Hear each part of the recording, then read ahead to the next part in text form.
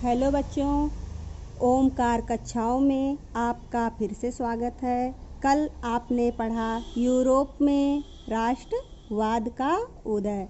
तो अध्याय 1 अभी आप आगे पढ़ने जा रहे हैं, क्रांतिकारी। तो इसका हमने कल आपको 3 बताया था, उसके आगे फिर से देखिए बताने जा रहे हैं। पहले फिर से इसको हम देख लेते हैं। क्रांतिकारी फ्रांसीसी लड़ाई में अनेक क्रांतिकारी उभर कर आए। ज़्यादातर क्रांतिकारी राष्ट्र राज्यों की स्थापना को आज़ादी के इस संघर्ष का हिस्सा मानते थे। कौन मानते थे? क्रांतिकारी। नंबर 1 में देखिए, उस समय क्रांतिकारी होने का मतलब उस राजतंत्र व्यवस्थाओं का विरोध करना, यानी जो उस समय की शासन व्यवस्था थी उसका क्या करना था? विरोध करना और एकीकरण गणतंत्र बनाना था।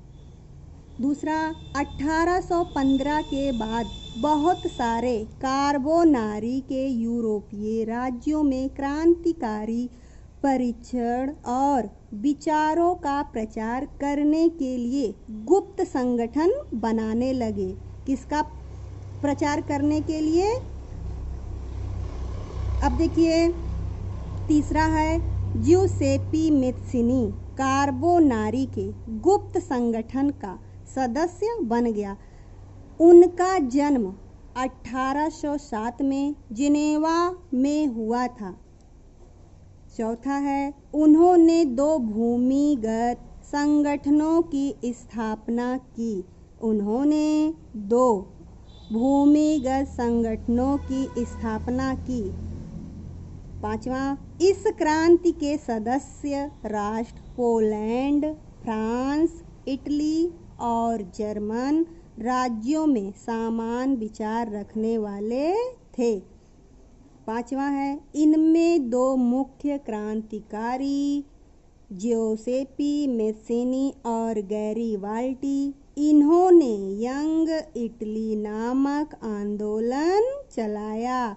इनका मानना था कि हम इसका एकीकरण कर सकते हैं और अच्छी तरह से उसको गणतंत्र राज्य घोषित कर सकते हैं। अब आइए, अगला हमारा टॉपिक है क्रांतिकारियों का युग। 1830 से 1848 प्रथम विद्रोह। 1830 प्रथम विद्रोह फ्रांस में जुलाई 1830 में हुई। बूर्बो राजा, बूर्बो क्या था? एक राज था। वहाँ का राजा कौन था? Louis Philippe.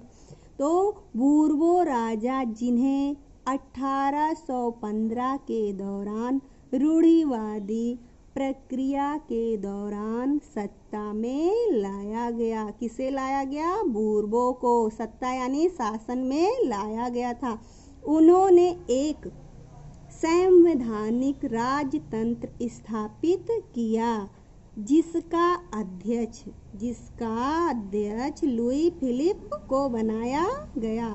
जुलाई क्रांति से ब्रसेल्स में विद्रोह भड़क गया, जिसके फलस्वरूप United Kingdom of the Netherland से अलग हो गया।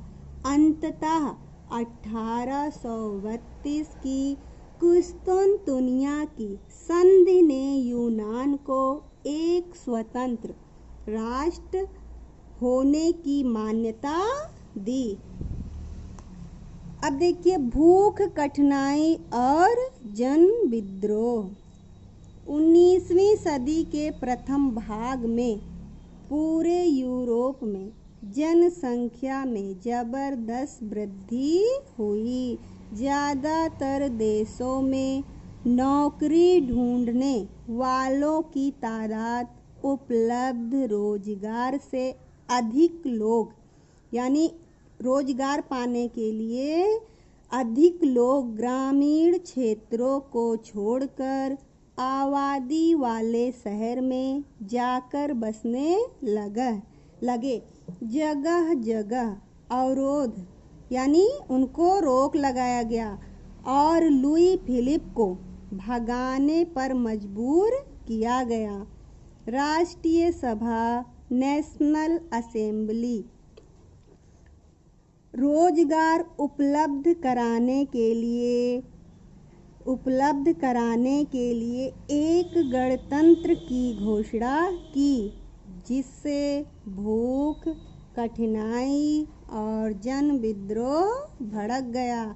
1848 उदारवादियों की क्रांति।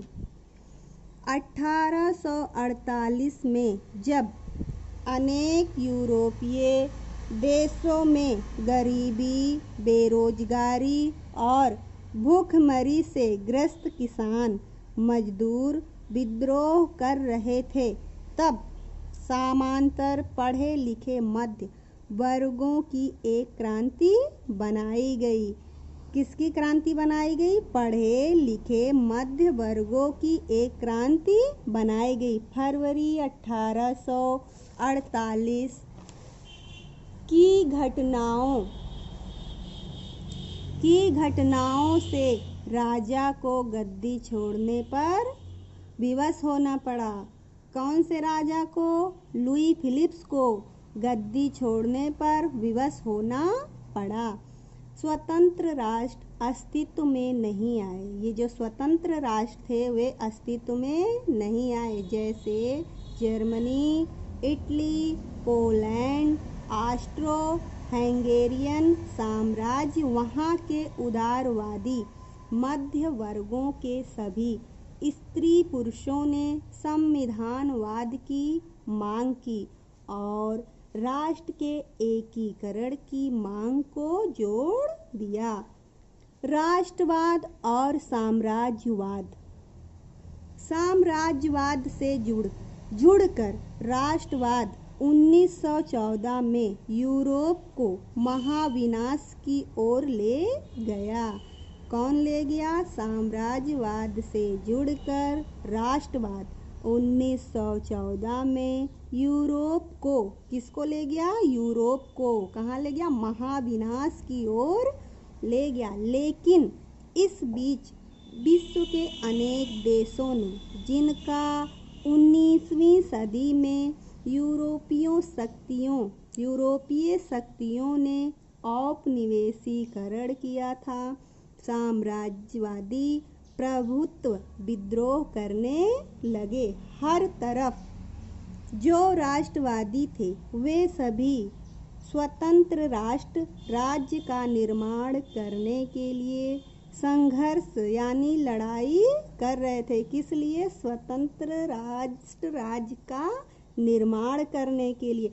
उनका विचार था कि विशिष्ट राष्ट्रवाद विकसित किया जाए और राष्ट्र राज्यों में गठित किया जाना चाहिए। फ्रैंकफर्ट संसद, ये क्या है? देखिए, जर्मन इलाकों में बड़ी संख्या में राजनीतिक संगठनों ने फ्रैंकफर्ट शहर में मिलकर एक सर्व जर्मन नेशनल असेंबली के पक्ष में मतदान यानी चुनाव का फैसला लिया।